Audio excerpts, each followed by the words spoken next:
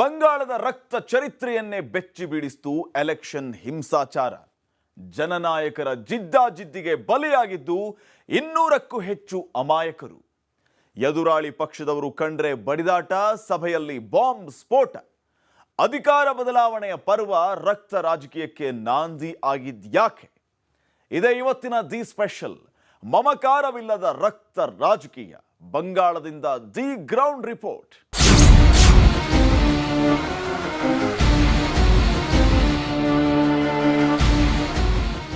ಅಸಲಿಗೆ ಬಂಗಾಳಿಗರ ನಾಡಿಗೆ ರಾಜಕೀಯ ಜಾಗೃತಿ ಹೆಚ್ಚಾಗಿ ಇರೋ ರಾಜ್ಯ ಅನ್ನೋ ಹೆಗ್ಗಳಿಕೆ ಇದೆ. ಆದರೆ ಆ ಜಾಗೃತಿಗೆ ನೆತ್ತರ ಬಣ್ಣವೂ ಅಂಟ್ಕೊಂಡಿದೆ ಅನ್ನೋದು ವಿಪರ್ಯಾಸ. ಹೌದು, ಬಂಗಾಳದ ರಾಜಕೀಯ ಹಿಂಸಾಚಾರಕ್ಕೆ ಹಲವು ದಶಕಗಳ ಇತಿಹಾಸ ಇದೆ. ಈ ಬಾರಿಯ ಚುನಾವಣೆಯಲ್ಲಿ ಟಿಎಂಸಿ ಮತ್ತು ಬಿಜೆಪಿ ಹಿಂಸಾ ರಾಜಕಾರಣಕ್ಕೆ ಮುಖಾಮುಖಿಯಾಗಿದೆ. ಅಂಥ ಬಂಗಾಳದ ನೆಲದಲ್ಲಿ ದಿಗ್ವಿಜಯ ವಾಹಿನಿ ನಡೆಸಿದ ಗ್ರೌಂಡ್ ರಿಪೋರ್ಟ್ ಇಲ್ಲಿದೆ ನೋಡಿ.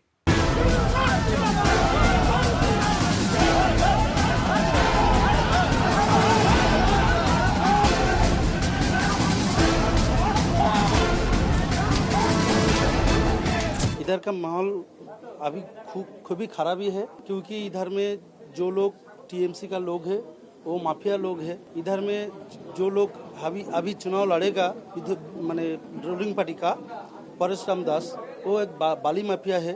इधर का कैनिंग का जो माहौल है वो भी टीएमसी का गुंडागिरी करता है. उस दिन से ब्रिगेड से आया, मैं बीजेपी करे है ना, ब्रिगेड में आने का बाद और पाथर है वो गाड़ी आ गया तो दूर से छूट गया. मेरा अनेक महिला है वो कान में लगता है, हाथ में लगता है, मैं पार से डंडा छूट गया मारेगा.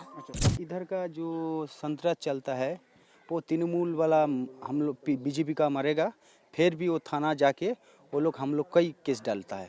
इधर का ये चलता है, ऐसा प्रोटेक्शन नहीं देता है. उधर बंगाल का पुलिस का हम लोग भरोसा नहीं करता है.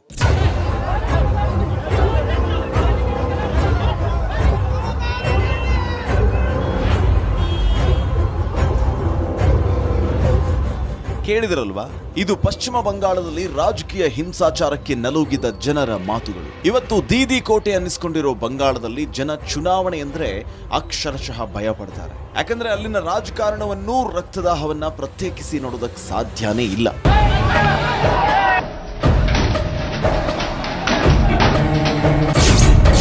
ಬಂಗಾಳದ ರಾಜಕೀಯಕ್ಕೆ ಅಂಟಿದೆ ನೆತ್ತರ ಬಣ್ಣ. ಚುನಾವಣೆ ಅಂದ್ರೆ ಆ ರಾಜ್ಯಕ್ಕೆ ರಕ್ತ ದೋಕುಳಿ.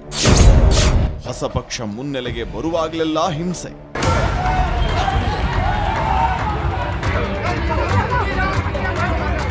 ದೇಶದ ರಣರೋಚಕ ಚುನಾವಣಾ ಅಖಾಡ ಪಶ್ಚಿಮ ಬಂಗಾಳ ಈಗ ಕಾದ ಕಬ್ಬಿಣದಂತೆ ಕೆಂಪಾಗಿದೆ. ಇಡೀ ದೇಶದಲ್ಲೇ ಹೈ ವೋಲ್ಟೇಜ್ ಕಣವಾಗಿರೋ ದೀದಿ ಕೋಟೆಯಲ್ಲಿ ಅಧಿಕಾರದ ಗದ್ದುಗೆಗಾಗಿನ ಹೋರಾಟ ತಾರಕಕ್ಕೇರಿದೆ. ಗೆಲುವಿಗಾಗಿ ರಾಜಕೀಯ ಘಟಾನುಘಟಿಗಳು ಅಖಾಡದಲ್ಲಿ ಇನ್ನಿಲ್ಲದ ಕಸರತ್ತು ಮಾಡ್ತಾ ಇದ್ದಾರೆ.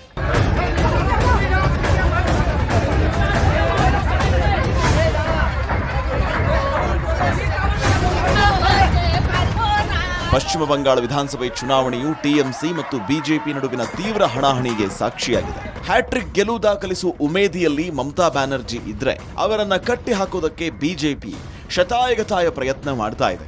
ಈ ಜಿದ್ದಾಜಿದ್ದಿನ ಕದನ ಇಡೀ ಪಶ್ಚಿಮ ಬಂಗಾಳ ರಾಜಕೀಯ ಹಿಂಸಾಚಾರ ಮತ್ತು ರಾಜಕೀಯ ಹತ್ಯೆಗಳಿಗೆ ಸಾಕ್ಷಿಯಾಗ್ತಿದೆ.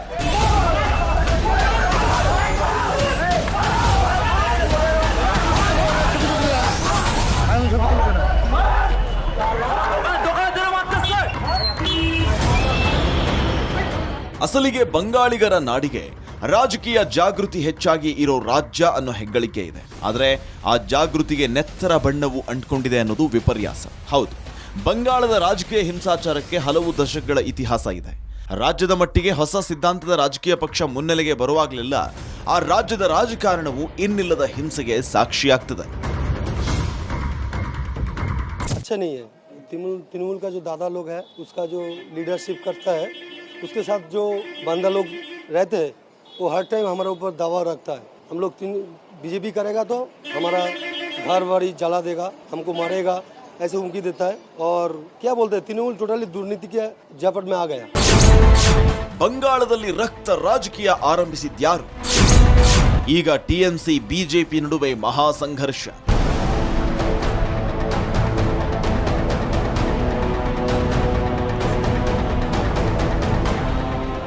ಬಂಗಾಳದ ಇದುವರೆಗಿನ ರಕ್ತ ರಾಜಕೀಯದಲ್ಲಿ ಎಲ್ಲಾ ಪಕ್ಷಗಳ ಸಾಲು ಸಾಲು ಹೆಣಗಳು ಬಿದ್ದಿದೆ. ಅಧಿಕಾರದ ಗದ್ದುಗೆ ಏರಿ ಕುಳಿತ ಪಕ್ಷವು ಪ್ರಮುಖ ವಿರೋಧ ಪಕ್ಷದ ಕಾರ್ಯಕರ್ತರನ್ನ ಹಿಂಸೆಯ ಮೂಲಕ ಬೆದರಿಸ್ತಾನೆ ಬಂದಿದೆ ಅನ್ನೋ ಆರೋಪ ಅಲ್ಲಿ ಹೊಸದೇನಲ್ಲ. ಆರಂಭದಲ್ಲಿ ಇದು ಕಾಂಗ್ರೆಸ್ ಸಿಪಿಎಂ, ನಂತರ ಸಿಪಿಎಂ ಟಿಎಂಸಿ ಮತ್ತು ಈಗ ಟಿಎಂಸಿ ಬಿಜೆಪಿ ನಡುವಣ ಸಂಘರ್ಷವಾಗಿ ಮಾರ್ಪಟ್ಟಿದೆ.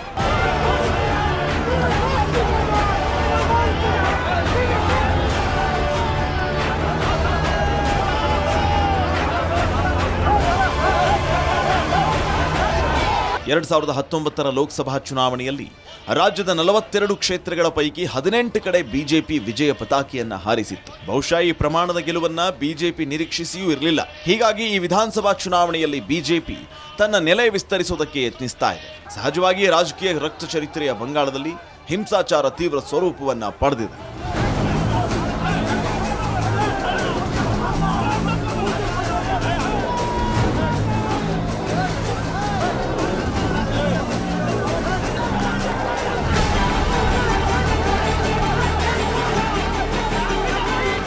ಅಂದಹಾಗೆ ರಕ್ತದ ಕೋಡಿ ಹರಿಸಿ ರಾಜಕಾರಣ ಮಾಡುವ ಬಂಗಾಳದ ನೆಲದಲ್ಲಿ ದಿಗ್ವಿಜಯ ವಾಹಿನಿಯ ತಂಡ ಈಗ ಬೀಡು ಬಿಟ್ಟಿದೆ. ಅಲ್ಲಿನ ಅಸಲಿ ಕಥೆಗಳನ್ನ ಜನರ ಮುಂದಿಡುವ ಪ್ರಯತ್ನ ಮಾಡ್ತಾ ಇದೆ. ಹಲವು ವಿಧಾನಸಭಾ ಕ್ಷೇತ್ರಗಳನ್ನ ಸುತ್ತಾಡಿ ನಮ್ಮ ವರದಿಗಾರ ನೀಡಿದ ಬಂಗಾಳದ ಚಿತ್ರಣ ಇಲ್ಲಿದೆ.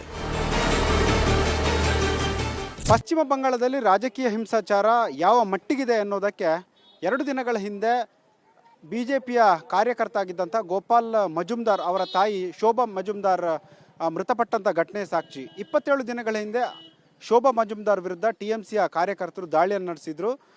ಅದಲ್ಲದೆ 86 ವರ್ಷದ ವೃದ್ಧೆ ಆಗಿದ್ದರೂ ಕೂಡ ಆ ಯಾವುದೇ ವಿಷಯವನ್ನು ಪರಿಗಣಿಸಿ ಅವರ ಮೇಲೆ ಒಂದು ದುಷ್ಕೃತ್ಯವನ್ನು ಎಸಗಿದ್ರು. 2 ದಿನಗಳ ಹಿಂದಷ್ಟೇ ಅವರು ನಿಧನರಾಗಿದ್ದು ಈಗಾಗಲೇ ರಾಷ್ಟ್ರವ್ಯಾಪಿ ಚರ್ಚೆಯಾಗಿದೆ. ಅದಲ್ಲದೆ ಹೀಗೆ ಅನೇಕ ಘಟನೆಗಳು ಪಶ್ಚಿಮ ಬಂಗಾಳದ ಬೇರೆ ಬೇರೆ ವಿಧಾನಸಭಾ ಕ್ಷೇತ್ರಗಳಲ್ಲಿ ಕಂಡು ಬರ್ತಾ ಇದೆ. ಅಂದರೆ ಪೊಲಿಟಿಕಲ್ ವೈಲೆನ್ಸ್ ರಾಜಕೀಯ ಪಕ್ಷಗಳ ಮಧ್ಯೆ ವಿಪರೀತವಾಗಿ ನಡೀತಾ ಇದೆ. ವಾಸ್ತವದಲ್ಲಿ ಇಲ್ಲಿನ ಜನಸಾಮಾನ್ಯರಿಗೆ ಚುನಾವಣೆ ಬರೋದೇ ಬೇಕಾಗಿಲ್ಲ. ಯಾಕೆಂತ ಹೇಳಿದ್ರೆ ಚುನಾವಣೆ ಬಂದಾಗೆಲ್ಲ ವೈಲೆನ್ಸ್ ಆಗುತ್ತೆ, ಜನಜೀವನ ಅಸ್ತವ್ಯಸ್ತಗೊಳ್ಳುತ್ತೆ, ಅಮಾಯಕರು ಸಾಯ್ತಾರೆ. ಸೊ ಈ ರೀತಿಯಾದಂಥ ಒಂದು ಭಯಾನಕವಾದಂಥ ವಾತಾವರಣ ಪಶ್ಚಿಮ ಬಂಗಾಳದಲ್ಲಿ ನಿರ್ಮಾಣ ಆಗುತ್ತೆ. ಸೊ ಈಗ ಕೇನಿಂಗ್ ವೆಸ್ಟ್ ವಿಧಾನಸಭೆಯಲ್ಲಿ ಹೇಳೋದಾದರೆ ಕೆಲ ದಿನಗಳ ಹಿಂದೆ ಇಲ್ಲಿಯ ಬಿಜೆಪಿ ಕಾರ್ಯಕರ್ತ ಜೈ ಶ್ರೀರಾಮ್ ಅನ್ನೋ ಒಂದು ಘೋಷಣೆ ಕೂಗಿದ್ದಕ್ಕಾಗಿ ಮಾರಣಾಂತಿಕವಾಗಿ ಅವನ ವಿರುದ್ಧ ಹಲ್ಲೆಯನ್ನು ಮಾಡಲಾಯಿತು. ತದನಂತರ ಬಿಜೆಪಿಯ ಕಾರ್ಯಕರ್ತರು ಅವರನ್ನು ಆಸ್ಪತ್ರೆಗೆ ಸೇರಿಸಿ ಈಗ ಆ ವ್ಯಕ್ತಿ ತಕ್ಕ ಮಟ್ಟಿಗೆ ಗುಣಮುಖ ಆಗ್ತದೆ ಅನ್ನೋ ಒಂದು ವರದಿಗಳು ಕೂಡ ಸಿಗ್ತಿದೆ. ಸೊ ಒಟ್ಟಿನಲ್ಲಿ ರಾಜಕೀಯ ಹಿಂಸಾಚಾರ ಈ ಚುನಾವಣೆ ಸಂದರ್ಭದಲ್ಲಿ ತಾರಕಕ್ಕೇರ್ತಾ ಇರೋದನ್ನು ನಾವಿಲ್ಲಿ ಗಮನಿಸ್ತಾ ಇರ್ಬೋದು. ಬಿಜೆಪಿ ಪ್ರಬಲವಾಗ್ತಿರೋ ಕ್ಷೇತ್ರದಲ್ಲಿ ಹಿಂಸಾಚಾರ, ಟಿಎಂಸಿ ಪ್ರಬಲವಾಗಿರುವಲ್ಲೂ ರಕ್ತ ರಾಜಕೀಯ.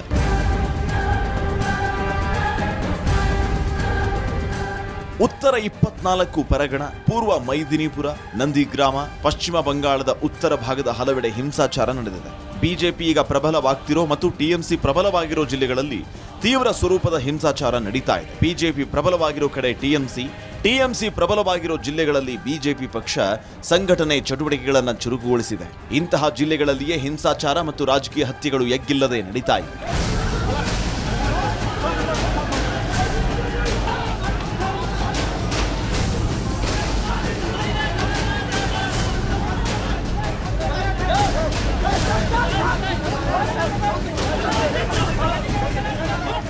ರಾಜಕೀಯ ಹಿಂಸಾಚಾರಕ್ಕೆ ಬಹಳ ಹಿಂದಿನಿಂದಲೂ ಕುಖ್ಯಾತವಾಗಿರೋ ಪಶ್ಚಿಮ ಬಂಗಾಳದಲ್ಲಿ ಚುನಾವಣೆ ಘೋಷಣೆ ಆಗ್ತಾ ಇದ್ದಂತೆ ಹಿಂಸಾಚಾರ ಭಯ ಹುಟ್ಟಿಸುವ ಪ್ರಮಾಣದಲ್ಲಿ ಏರಿಕೆ ಕಂಡಿದೆ. ಹಲವು ಜಿಲ್ಲೆಗಳಲ್ಲಿ ಹಲವು ರಾಜಕೀಯ ಹಿಂಸಾಚಾರ ಪ್ರಕರಣಗಳು ವರದಿಯಾಗಿವೆ.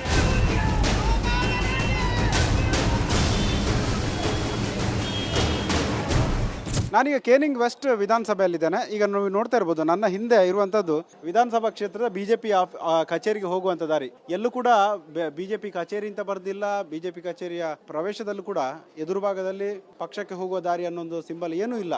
ಎಲ್ಲಕ್ಕಿಂತ ಮುಖ್ಯವಾಗಿ ಈ ವಿಧಾನಸಭೆ ಈಗ ಸದ್ಯಕ್ಕಿರುವಂಥ ತಲ್ದಿ ಅನ್ನೋ ಒಂದು ಪ್ರದೇಶ ಇದು. ಇಲ್ಲಿ ಪಕ್ಷದ ಬಾವುಟ ಆಗಲಿ ಏನೂ ಕಾಣಿಸಿಲ್ಲ. ಯಾಕೆಂತ ಹೇಳಿದರೆ ಅಷ್ಟರ ಮಟ್ಟಿಗೆ ಟಿಎಂಸಿ ಇಲ್ಲಿ ಅಟ್ಟಹಾಸ ಮೆರಿತಾ ಇದೆ ಅಂತ. ಟಿಎಂಸಿಯ ಕಾರ್ಯಕರ್ತರಿರ್ಬೋದು ಅಥವಾ ಟಿಎಂಸಿ ಹೆಸರು ಹೇಳ್ಕೊಂಡು ಓಡಾಡ್ತಿರುವಂಥ ಕೆಲವೊಂದು ಗೂಂಡಾಗಳಿರ್ಬೋದು, ಅವರು ಬಿಜೆಪಿಯ ಬಾವುಟಗಳನ್ನು ಎಲ್ಲ ತೆಗೆದು ಹಾಕ್ತಾರೆ. ನಾವು ಕೆಲ ದಿನಗಳ ಹಿಂದೆ ಇಲ್ಲಿ ಬಾವುಟಗಳನ್ನು ಹಾಕಿದ್ವಿ ಪಕ್ಷದ, ಆದರೆ ಆ ಎಲ್ಲ ಬಾವುಟಗಳನ್ನು ಮಧ್ಯರಾತ್ರಿ ಬಂದು ಎಲ್ಲ ತೆಗೆದು ಅದನ್ನು ಹೊತ್ತಿಸಿ ಬೆಂಕಿಯಲ್ಲಿ ಹೊತ್ತಿಸಿ ಹಾಕಿದ್ದಾರೆ. ಸೊ ಹೀಗಾಗಿ ನಾವೀಗ ಯಾವುದೇ ಬಾವುಟವನ್ನು ಹಾಕಲ್ಲ.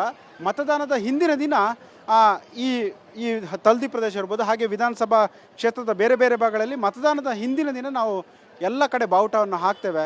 ಮೊದಲೇ ಹಾಕಿದರೆ ಯಾವುದೇ ರೀತಿಯಾದ ಪ್ರಯೋಜನ ಆಗೋದಿಲ್ಲ, ಇರುವ ಬಾವುಟ ಕೂಡ ಖಾಲಿ ಆಗುತ್ತೆ ಅನ್ನೋ ಒಂದು ಮಾತನ್ನು, ತುಂಬ ಹತಾಶೆಯ ಮಾತುಗಳನ್ನು ಇಲ್ಲಿನ BJP ಅವರು ಹೇಳ್ತಾರೆ. ಎಲ್ಲಕ್ಕಿಂತ ಮುಖ್ಯವಾಗಿ ಜನರು ಓಪನ್ ಅಪ್ ಆಗ್ತಿಲ್ಲ. ಓಪನ್ ಆಗಿ ನಾಗರಿಕರು ಇರ್ಬೋದು, ಇಲ್ಲಿನ ಮತದಾರರು ಇರ್ಬೋದು, ಓಪನ್ ಆಗಿ ತಮ್ಮ ಮನಸ್ಸಲ್ಲಿ ಏನು ಅಭಿಪ್ರಾಯ ಇದೆ ಅದನ್ನು ಹೇಳ್ಕೊಳ್ತಾ ಇಲ್ಲ. ಭಯ ಆಗ್ತಾ ಇದೆ. ಯಾಕೆಂತ ಹೇಳಿದ್ರೆ ಎಲ್ಲಿ ನಮ್ಮ ಮೇಲೆ ದಾಳಿ ಆಗ್ಬೋದು ಅಥವಾ ನಮ್ಮ ಮನೆಯವ್ರ ಮೇಲೆ ಅವರು ಒಂದು ದುಷ್ಕೃತ್ಯಗಳನ್ನು ಎಸಗ್ಬೋದು ಅನ್ನೋ ಒಂದು ಭಯ ಕಾಡ್ತಾ ಇದೆ. ಸೊ ಹೀಗಾಗಿ ಜನರು ಮುಕ್ತವಾಗಿ ಮಾತನಾಡ್ತಿಲ್ಲ. ಆದರೆ ಈ ಕ್ಷೇತ್ರದಲ್ಲಿ ಮತ್ತು ಬಂಗಾಳದಲ್ಲಿ ಬದಲಾವಣೆ ಆಗಬೇಕು ಅನ್ನೋ ಒಂದು ಮಾತನ್ನು ತಮ್ಮ ಆಪ್ತರೊಂದಿಗೆ ಮಾತನಾಡ್ತಾ ಹೇಳೋದನ್ನು ಕೂಡ ಇಲ್ಲಿ ನಾವು ಸ್ಪಷ್ಟವಾಗಿ ಕಾಣ್ಬೋದು. ಅಧಿಕಾರ ಕೈಗೆಟುಕೋದು ದೂರದಲ್ಲಿದೆ ಅಂತ ಭಾವಿಸಿರೋ ಬಿಜೆಪಿ ಅದನ್ನ ಕೈವಶ ಮಾಡಿಕೊಳ್ಳೋದಕ್ಕೆ ಇನ್ನಿಲ್ಲದ ಯತ್ನ ನಡೆಸ್ತಾ ಇದೆ. ಎರಡನೇ ಅವಧಿಯನ್ನ ಪೂರ್ಣಗೊಳಿಸಲಿರೋ ಟಿಎಂಸಿ ಅಧಿಕಾರ ಉಳಿಸಿಕೊಳ್ಳೋದಕ್ಕೆ ಪ್ರಯತ್ನ ಮಾಡ್ತಾ ಇದೆ. ಭಿನ್ನ ರಾಜಕೀಯ ಸಿದ್ಧಾಂತಗಳ ಬಿಜೆಪಿ ಮತ್ತು ಟಿಎಂಸಿ ಎರಡೂ ಪ್ರಬಲ ಪಕ್ಷಗಳು ಆಗಿರೋದ್ರಿಂದ ಹಿಂಸಾಚಾರದ ತೀವ್ರತೆ ಹೆಚ್ಚಾಗಿದೆ. ಪಶ್ಚಿಮ ಬಂಗಾಳದ ಹಿಂಸಾ ರಾಜಕಾರಣದ ಮತ್ತಷ್ಟು ಅಧ್ಯಾಯಗಳನ್ನು ತೆರೆದಿಡ್ತೀವಿ. ಅದಕ್ಕೂ ಮುಂಚೆ ಸ್ಮಾಲ್ ಬ್ರೇಕ್. ಪಶ್ಚಿಮ ಬಂಗಾಳದ ರಾಜಕೀಯ ಹಿಂಸಾಚಾರವನ್ನ ನಾವು ಊಹಿಸೋದಕ್ಕೂ ಸಾಧ್ಯ ಇಲ್ಲ. ಆ ಲೆವೆಲಲ್ಲಿ, ಆ ರಾಜ್ಯದಲ್ಲಿ, ಅಲ್ಲಿ ಹಿಂಸಾಚಾರ ನಡೀತಾ ಇದೆ. ಅಸಲಿಗೆ ಬಂಗಾಳದ ನೆಲದಲ್ಲಿ ಚುನಾವಣಾ ಪ್ರಚಾರ ಮಾಡೋದೇ ಒಂದು ಸಾಹಸ. ಮೊದಲೇ ಇದ್ದ ಸಂಘರ್ಷದ ವಾತಾವರಣವನ್ನ ಈ ಚುನಾವಣೆಯ ಜಿದ್ದಾಜಿದ್ದು ಇನ್ನಷ್ಟು ಉತ್ಕಟವಾಗಿಸಿದೆ. ಬಂಗಾಳದ ಹಿಂಸಾಚಾರ ಊಹಿಸೋದು ಕಷ್ಟ. ಪ್ರಜಾಪ್ರಭುತ್ವ ವ್ಯವಸ್ಥೆಯಲ್ಲಿ ಹಿಂಸಾ ರಾಜಕಾರಣಕ್ಕೆ ಆಸ್ಪದ ಇಲ್ಲ. ಜನರಿಂದ ಆಯ್ಕೆಯಾದ ಕೇಂದ್ರ ಮತ್ತು ರಾಜ್ಯ ಸರ್ಕಾರಗಳು ಪರಸ್ಪರ ಬಡಿದಾಡಿಕೊಳ್ಳುವುದಕ್ಕೂ ಅವಕಾಶವೂ ಇಲ್ಲ. ಆದರೆ ಪಶ್ಚಿಮ ಬಂಗಾಳ ಇದಕ್ಕೆ ಸಂಪೂರ್ಣ ತದ್ವಿರುದ್ಧ.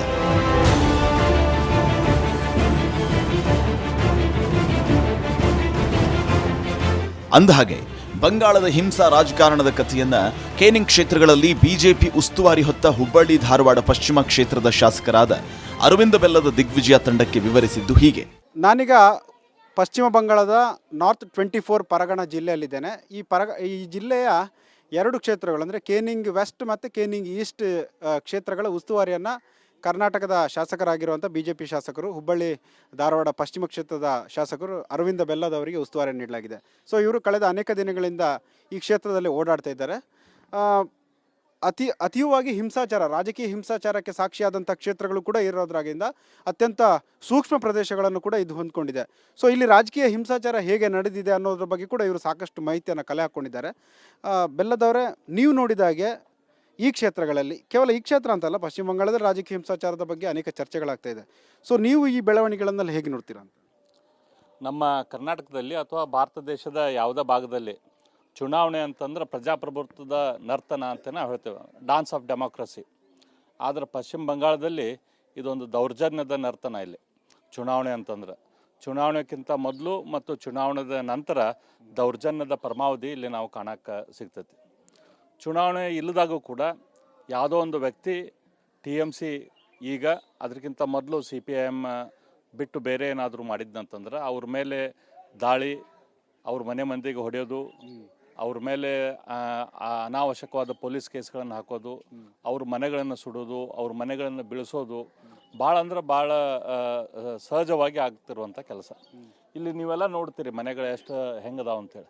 ಅವು 4 ಜನ ಬಂದು ದುಡಿದ್ರೆ ಮನೆಗಳು ಬಿದ್ದು ಬಿಡ್ತಾವೆ. ಸ್ವಲ್ಪ ಕಟ್ಟಿಗೆ ಇತ್ತಂದ್ರೆ ಅಲ್ಲಿ ಸ್ವಲ್ಪ ಕಟ್ಟಿಗೆ ಮನೆಯೂ ಇರ್ತಾವೆ. ಕಟ್ಟಿಗೆ ಮನೆಗೆ ಸ್ವಲ್ಪ ಬೆಂಕಿ ಹಚ್ಚಿದ್ರೆ ಪೂರ್ತಿ ಮನೆ ಬೆಂಕಿ ಆಗ್ಬಿಡ್ತದೆ. ಸ್ವಲ್ಪ ಮನೆ ಮೇಲೆ ಫ್ಲಾಗು BJP ಅದು ಹಾಕಿದ್ರೆ ಇಲ್ಲಿ ಜನರು TMC ಗುಂಡಾಗಳು ಬಂದು ಆ ಮನೆಗೆ ಬೆಳೆಸ್ತಾರೆ, ಆ ಮನೆ ಮಂದಿಗೆ ಹೊಡಿತಾರೆ, ಆ ಮನೆಯನ್ನು ಸುಡ್ತಾರೆ. ಅಥವಾ ಇಲ್ಲಿ ಎಲ್ಲ ಕಡೆ ಕೆರೆಗಳಿರ್ತಾವೆ, ಆ ಕೆರೆಯೊಳಗೆ ಒಗಿತಾರೆ. ಇದರಲ್ಲಿ ಸ್ವಲ್ಪ ನಾವು ಮುಂದೆ ಹೋದಿವಿ ಅಂತಂದ್ರೆ ಸುಂದರ್ಬನ್ ಕಾಡುಗಳು ಶುರು ಆಗ್ತಾವೆ. ಸುಂದರ್ಬನ್ ಕಾಡು ಅಂತಂದ್ರೆ ಅಲ್ಲಿ ಪೂರ್ತಿ ಗಂಗಾ ನದಿ ಹರಿತೈತಿ. ಅದರಲ್ಲಿ ಸ್ವಲ್ಪ ಹೆಚ್ಚು ಕಡಿಮೆ ಮಾಡಿದ್ರೆ ಅದನ್ನ ನದಿಯೊಳಗೆ ಹಾಕಿ ಅವ್ರನ್ನ ಒಗೆದು ಬಿಡ್ತಾರೆ. ಆ ರೀತಿಯ ಹಿಂಸಾಚಾರ ಕೂಡ ಇದೆ. ಅತಿಯಾದ ಹಿಂಸಾಚಾರ ನಾವು ಊಹಿಸಲಿಕ್ಕೆ ಆಗದಂಥ ದೊಡ್ಡ ಪ್ರಮಾಣದ ಹಿಂಸಾಚಾರ. ನಾವು ತಿಳ್ಕೊಳ್ತಿದ್ವಿ ಎಲ್ಲೋ ಒಂದು ಕಡೆ ಅಲ್ಲೊಂದು ಇಲ್ಲೊಂದು ಈ ರೀತಿ ಕೇಸ್ ಆಗ್ತಿರ್ಬೋದು ಅಂಥೇಳಿ. ನಾನು ಸುಮಾರು ದಿನಗಳಿಂದ ಇಲ್ಲದೇನೆ ಪ್ರತಿಯೊಂದು ದಿನಾನು 2-3 ಈ ರೀತಿಯ ಹಿಂಸಾಚಾರದ ಘಟನೆಗಳು ಪ್ರತ್ಯಕ್ಷವಾಗಿ ನಾವು ನೋಡ್ತಾ ಇದ್ದೇವೆ. ನಿನ್ನಿಲ್ದ ಮೊನ್ನೆ ಕ್ಯಾನಿಂಗ್ ಈಸ್ಟಲ್ಲಿ ಮಾಲ್ಟಾ ಅಂತ ಒಂದು ಅಲ್ಲಿ ಜಾಗ ಇದೆ, ನದಿ, ಸುಂದರ್ಬನ್ ನದಿ ಪಕ್ಕದಲ್ಲೇ. ಅಲ್ಲಿ ಅವ್ರು TMC ಕಾರ್ಯಕರ್ತರು ಹೋಗ್ತಾ ಇದ್ರು, ನಮ್ಮ ಕಾರ್ಯಕರ್ತರು ಕೂಡ ಅಲ್ಲಿದ್ದರು.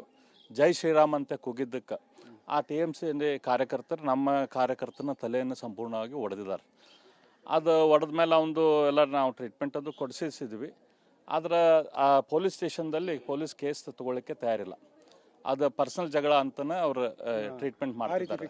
ಆ ರೀತಿ ಫಿಕ್ಸ್ ಮಾಡಿ ನಾನು ಎಲೆಕ್ಷನ್ ಅಬ್ಸರ್ವರಿಗೆ ಹೇಳಿದೆ, ಇಲ್ಲಿರುವಂಥ ಪೊಲೀಸ್ ಸೂಪ್ರಿಡೆಂಟಿಗೆ ಹೇಳಿದೆ, ಆಮೇಲೆ ಪೊಲೀಸ್ CPI ಕೂಡ ನಾನು ಹೇಳಿದೆ ಇದು ತಪ್ಪಂತೆ. ಅವರು ಉಲ್ಟಾ ನನಗೆ ಧಮಕಿ ಹಾಕಿದ್ರು, ನೀವು ಎಲ್ಲ ಕಡೆ ಇಲ್ಲಿ ಅಡ್ಡಾಡ್ತೀರಿ, ನಿಮ್ಮ ಮೇಲೆ ಅಟ್ಯಾಕ್ ಆಗ್ಬೋದು, ನೀವು ಹುಷಾರಾಗಿ ಅಡ್ಡಾಡ್ರಿ, ನೀವೆಲ್ಲಿ ಹೋಗ್ತೀರಂತ ನಮ್ಗೆ ಹೇಳೋರಿ, ಇಲ್ಲಕ್ಕೆ ನಿಮ್ಮ ಮೇಲೆ ಅಟ್ಯಾಕ್ ಆದ್ರೆ ನಾವು ಜವಾಬ್ದಾರ ಅಲ್ಲ ಅಂತ ಹೇಳಿ ನಮಗೆ ಧಮಕಿ ಹಾಕ್ತಾರೆ. ಬಂಗಾಳದಲ್ಲಿ ಪ್ರಚಾರ ಮಾಡೋದೇ ಸಾಹಸ.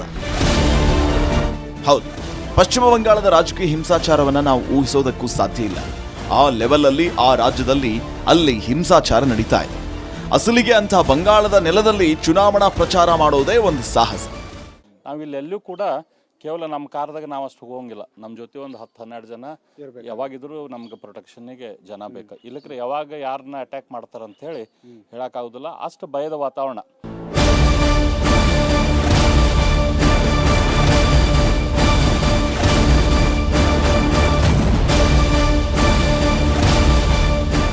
ಇಲ್ಲಿ ನೀವು ಕ್ಯಾನಿಂಗ್ ಈಸ್ಟ್ ಅಂತ ಒಂದು ಭಾಗ ಐತೆ. ಕ್ಯಾನಿಂಗ್ ಈಸ್ಟ್ದಲ್ಲಿ ಸುಮಾರು 70ರಷ್ಟು ಅಲ್ಪಸಂಖ್ಯಾತರಿದ್ದಾರೆ. ಎಲ್ಲ ಬಾಂಗ್ಲಾದೇಶದಿಂದ ಬಂದಂಥ ರೋಹಿಂಗ್ಯಾಗಳು ಅಲ್ಲಿ ಬಂದು ಕುಂತಿದ್ದಾರೆ. ಅಲ್ಲಿ ಸುಮಾರು 40 ಮೋಟರ್ ಸೈಕಲ್ದಲ್ಲಿ ಇವತ್ತಿಗೂ ಕೂಡ, ಅಂದರೆ ಸುಮಾರು 80 ಜನರು ಒಂದು ಟೀಮ್ ಮಾಡಿದ್ದಾರೆ. ಹಿಂದೂಗಳು ಬಹುಮುಖ್ಯವಾಗಿರುವಂಥ ಜನಕ್ಕೆ ಹೋಗಿ ಅವ್ರಿಗೆ ಹೇಳ್ತಿದ್ದಾರೆ, ನೀವು ಯಾವುದೇ ಕಾರಣಕ್ಕೂ ಹೊರಗೆ ಬಂದು ವೋಟ್ ಮಾಡುವಂಗಿಲ್ಲ, ವೋಟ್ ಮಾಡಿದರೆ ನಾವು ನಿಮ್ಮನ್ನ ಬಿಡೋದಿಲ್ಲ ಅಂಥೇಳಿ. ಆ ಭಾಗದಲ್ಲಿ ಇಷ್ಟು ಭಯಾನಕ ಐತಿ. ಪ್ರತಿಯೊಂದು ಮನೆಯಿಂದ, ಒಂದು ಹಿಂದೂ ಮನೆಯಿಂದ ಒಂದು ಹುಡುಗಿನ ಕಿಡ್ನಾಪ್ ಮಾಡಿರ್ತಾರೆ. ಮಾಡಿ ಅವರು ಬೇರೆ ಧರ್ಮದವರು ಮದುವೆಯಾಗಿರ್ತಾರೆ. ಆದರೆ ಜನ ಕಂಪ್ಲೇಂಟ್ ಹೋದ್ರೆ ಕಂಪ್ಲೇಂಟ್ ತೊಗೊಳ್ಳೋದಿಲ್ಲ ಪೊಲೀಸರು. ಸೊ ಭಾಳ ಅಂದ್ರೆ ಭಾರಿ ಭಯಾನಕ ವಾತಾವರಣ ಇಲ್ಲಿದು.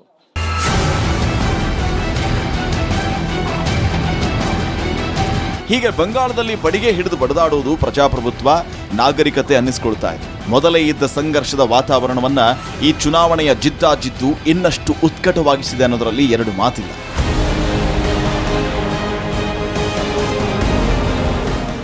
ಬಂಗಾಳದಲ್ಲಿ ರಾಜಕೀಯಕ್ಕಾಗಿ ನಡೆದ ಹಿಂಸಾಚಾರ ಮತ್ತು ಕೊಲೆಗಳ ಲೆಕ್ಕ ಹೇಳ್ತೀವಿ ಒಂದು ಬ್ರೇಕ್ ಆದ್ಮೇಲೆ.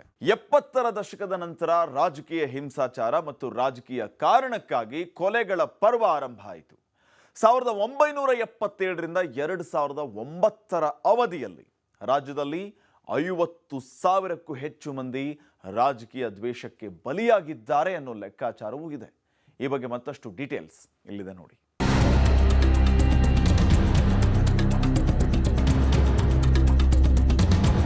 ಸುಮಾರು 1970ರವರೆಗೆ ನಕ್ಸಲ್ ಚಳುವಳಿ, ಆಹಾರ ಚಳುವಳಿ ಅಂತ ಹಲವು ಚಳುವಳಿಗಳು ನಡೆದ ಬಂಗಾಳದ ನೆಲದಲ್ಲಿ 70 ದಶಕದ ನಂತರ ರಾಜಕೀಯ ಹಿಂಸಾಚಾರ ಮತ್ತು ರಾಜಕೀಯ ಕಾರಣಕ್ಕಾಗಿ ಕೊಲೆಗಳ ಪರ್ವ ಆರಂಭ ಆಯಿತು. ಈಗ ಅದು ಎಲ್ಲೆ ಮೀರಿದೆ.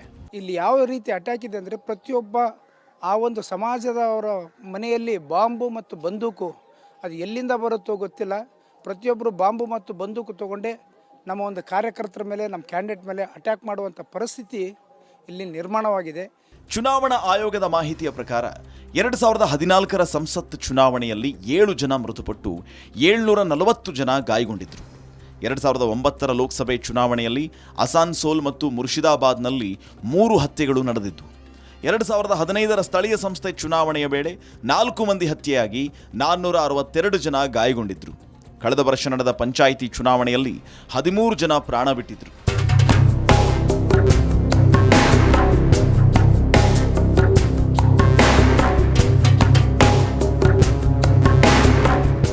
ದೇಶದಲ್ಲಿ 2018ರಲ್ಲಿ ನಡೆದ 18 ರಾಜಕೀಯ ಹತ್ಯೆಗಳ ಪೈಕಿ 12 ಪಶ್ಚಿಮ ಬಂಗಾಳದಲ್ಲಿ ಆಗಿದ್ದು ಅಂತ ರಾಷ್ಟ್ರೀಯ ಅಪರಾಧ ದಾಖಲೆಗಳ ಬ್ಯೂರೋದ 2019ರ ವರದಿಯಲ್ಲಿ ಹೇಳಲಾಗಿದೆ.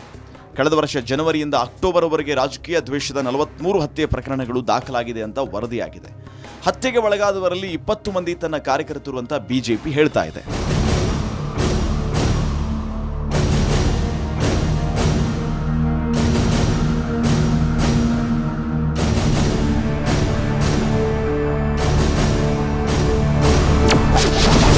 ಸಾವಿರದ 1977ರಿಂದ 2009ರ ಅವಧಿಯಲ್ಲಿ ನಡೆದ ಹತ್ಯೆಗಳೆಷ್ಟು?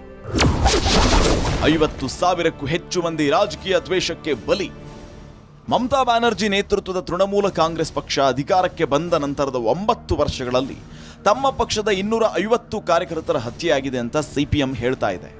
1977ರಿಂದ 2009ರ ಅವಧಿಯಲ್ಲಿ ರಾಜ್ಯದಲ್ಲಿ 50,000ಕ್ಕೂ ಹೆಚ್ಚು ಮಂದಿ ರಾಜಕೀಯ ದ್ವೇಷಕ್ಕೆ ಬಲಿಯಾಗಿದ್ದಾರೆ ಅನ್ನೋ ಲೆಕ್ಕಾಚಾರವೂ ಇದೆ.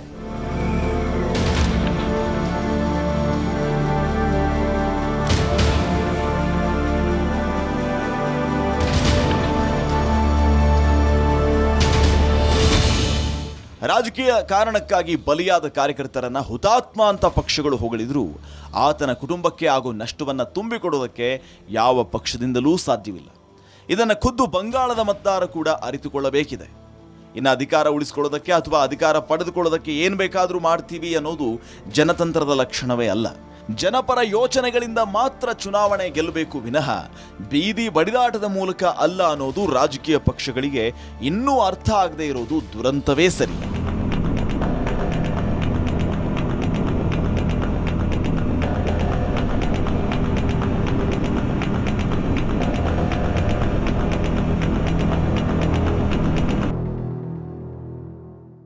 ಪಶ್ಚಿಮ ಬಂಗಾಳದ ರಾಜಕೀಯ ನಾಯಕರು ಮತ್ತು ಮತದಾರರು ಪ್ರಜಾಪ್ರಭುತ್ವದ ಅರ್ಥವನ್ನ ತಿಳಿಯೋ ಅನಿವಾರ್ಯತೆ ಖಂಡಿತ ಇದೆ. ಇದಾಗಿತ್ತು ಇವತ್ತಿನ ದಿ ಸ್ಪೆಷಲ್. ಸುದ್ದಿಯಲ್ಲಿ ಸದಾ ಮುಂದೆ ದಿಗ್ವಿಜಯ ನ್ಯೂಸ್.